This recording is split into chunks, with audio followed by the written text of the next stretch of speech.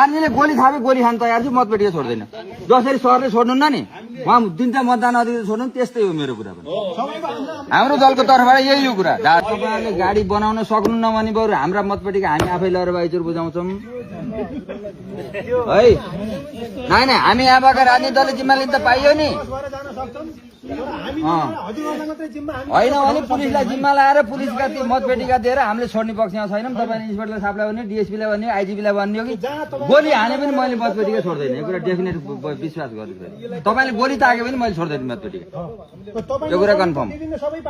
नेपालको यत्रो निर्वाचन गराउने यत्रो पैसा खर्च गरेको 5 जना व्यक्ति बाइचुरसम्म लान नसक्ने त्यो छोड्न सकिन्छ त मतपेटिका तपाईहरु छोड्ने हो म पनि छोड्दैन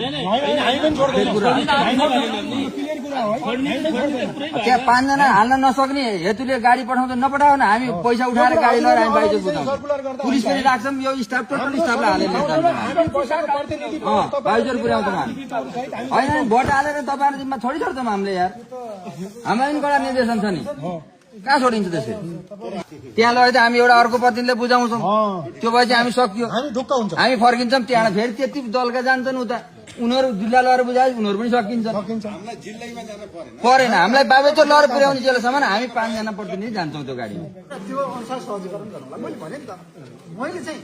लिएपछि सबैलाई लिने जाने भन्ने छ तपाईको बुझेन भएन भने 2 जनालाई बसाल्ने अरूलाई लिन्न त्यो अनुसार तपाईले सहजीकरण गर्नुहोस् हामी त छँदैछौँ त टिप्पर हुन्छ के ठुलो टिप्पर पिच्छे बाटो टिप्पर होइन जेमा पनि गइन्छ हिँडेर लैया भने तयार म त बाइजर टिप्परमै भयो भने जानुपर्छ तर यहाँ सम्पूर्ण यहाँ जति ह्यान्ड ओभर नगर्ने बेलासम्म छोडिन्न त्यति हो